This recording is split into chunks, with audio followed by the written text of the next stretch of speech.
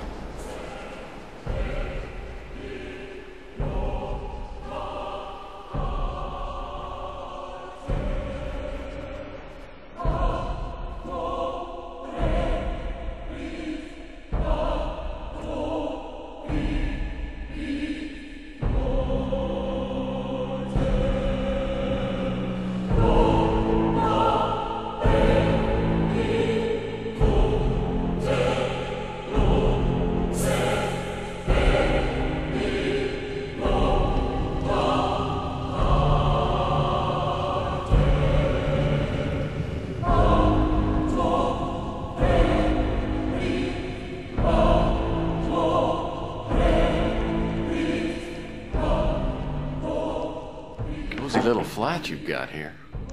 You must find it ostentatious. I admit I do as well. It's certainly too much home for only one person. You don't live here alone, do you? I'm afraid so. My fortune has provided me with a fully automated, self-sufficient existence. I suppose my disability has given me an aversion to reliance on others. I want for nothing. Except perhaps human companionship. And that only after my somewhat forced semi-retirement.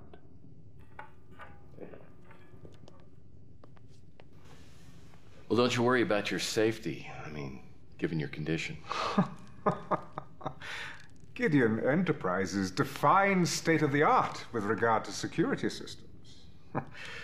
I'm surrounded, perhaps imprisoned, by the very finest electronic moat. No, I don't worry about my safety, though I thank you for your concern. Now, to what do I owe this welcome visit? I'm investigating the death of Carl Linsky. He was an employee in your corporation. Oh, no, Gideon Enterprises is no longer mine, I'm afraid. I'm sure that Frank Shimming would be a better source of information than I. I already talked with Frank Shimming. He was about as helpful as a DMV employee in the middle of his 2-week notice. Well, that doesn't surprise me.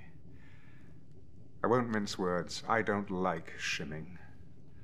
My complete trust in him was repaid with his exploiting my lack of management acumen, then usurping my position as head of Gideon. But you're still president of the corporation.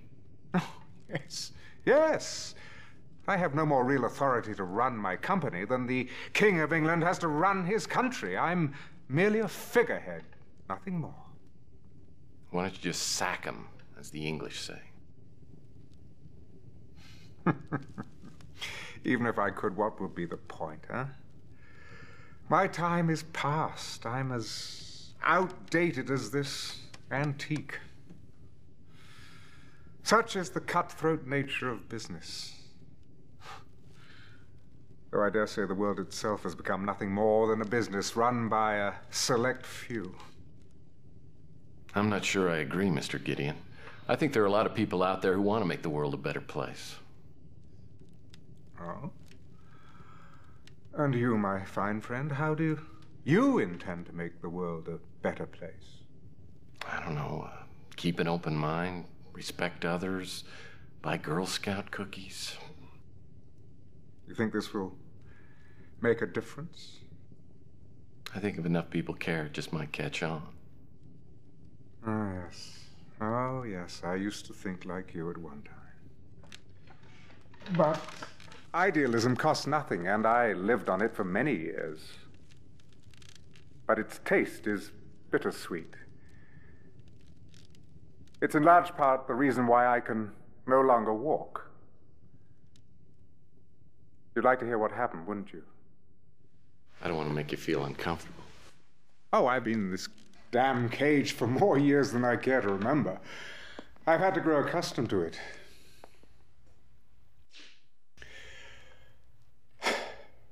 It was 2013. I was in Geneva to attend a covert meeting of UN operatives. There were 14 of us, and at least one was a traitor, armed with an explosive device. I was the only survivor. Did you ever find out who it was? No. It could have been any one of a score of countries or organizations. Well, I don't suppose it matters anymore. It was the beginning of the end.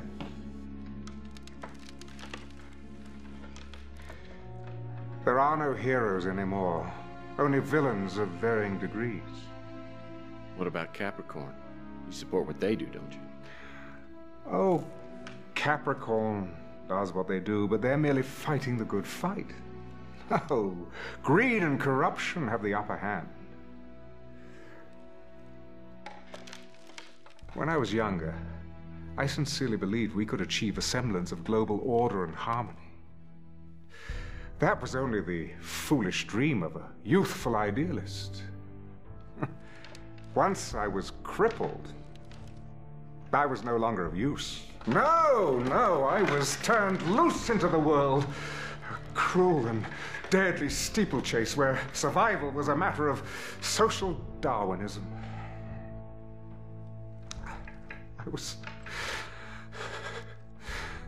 I was lost. I believed that my handicap had denied me my destiny.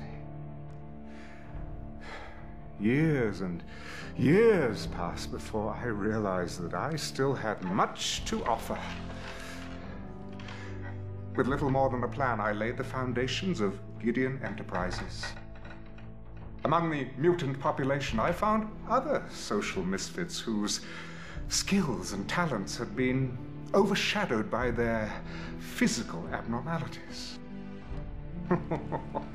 Oh, those were difficult times. We were openly ridiculed. Finding investors and financing was an often humiliating series of rejections. How could someone like myself, a cripple, ever hope to accomplish such a venture? But eventually, we did succeed, becoming the wealthiest and most powerful corporation of its type in the world. I had recaptured the idealism of my youth, the belief that through sacrifice, commitment, and hard work, anything was possible. But then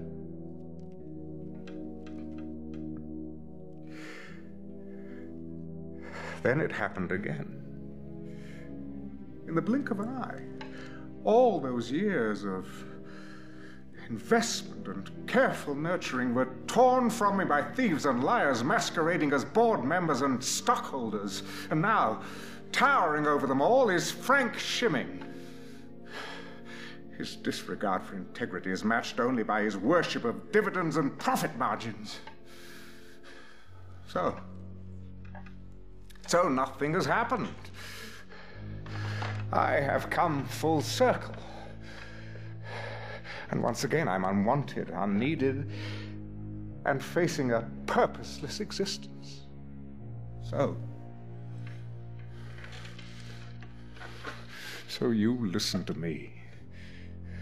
If you insist in striding through life, arms laden with hope, you will only meet with one devastating disappointment after another.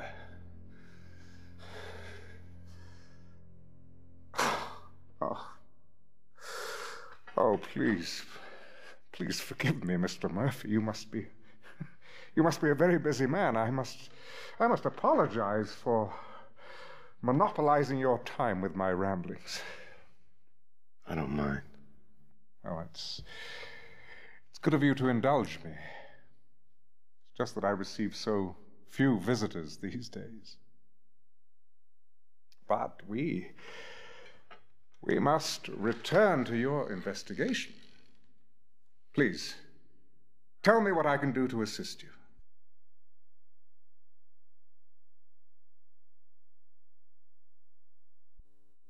I only know, I should say knew, him by reputation. He was an outstanding neurologist in his time. I read about his suicide in the newspapers.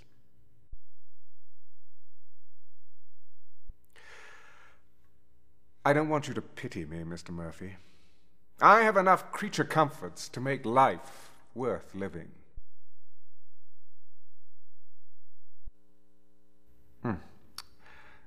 I'd rather talk about something more pleasant.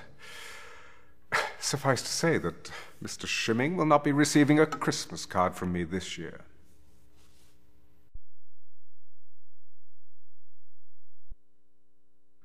I feel like a parent whose child has left the nest. I created Gideon Enterprises, nursed it, and raised it to adulthood. And now it's left me with an empty home and too many hours in the day.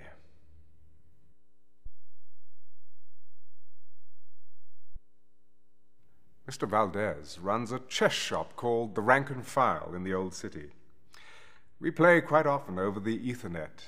Yes, he's one of the few worthy opponents I've found.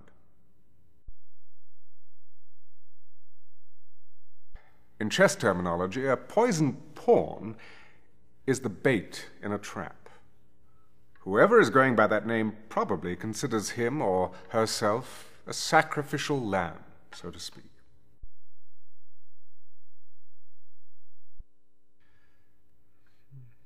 I'm afraid I haven't heard of it.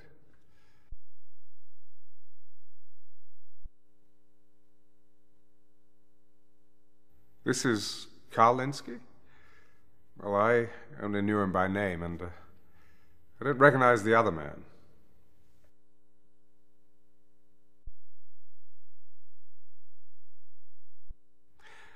I know nothing about that.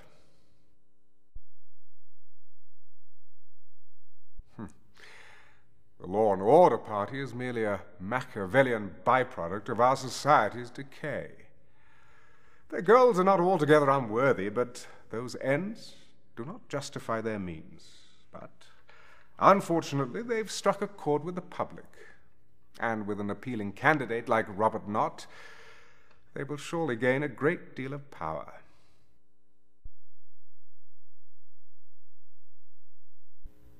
I wish I could be of more assistance.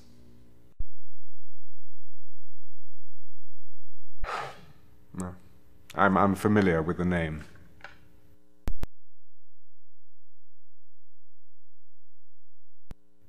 I am unacquainted with her.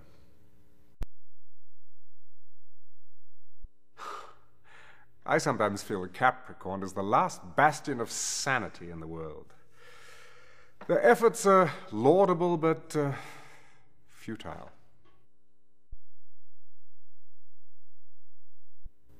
I wish I could be of more assistance.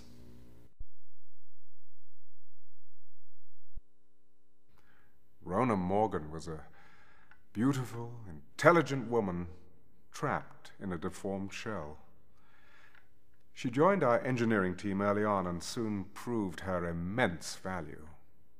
She went into business for herself some time ago, with my blessing.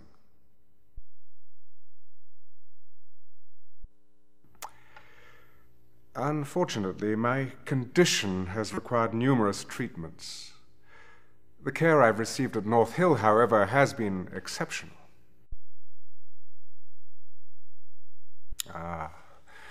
Chess is my only diversion. Oh, if you care to play, I'd be glad to teach you a thing or two about the game.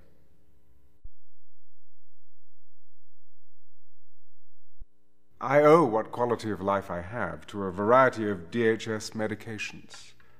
Without them, I probably would not be having this conversation.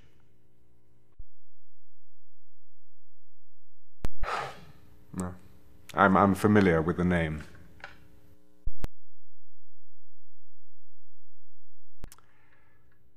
You remind me very much of myself when I was younger. I sincerely hope you'll keep in mind the things I've told you.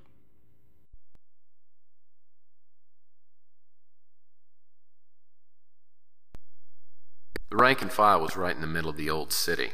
Wasn't this back when they still called it Freak Town? Yeah. The Mutant League was in high gear at the time, and the whole mutant norm thing was just starting to heat up. I got more than a few nasty looks when I showed up at the chess shop.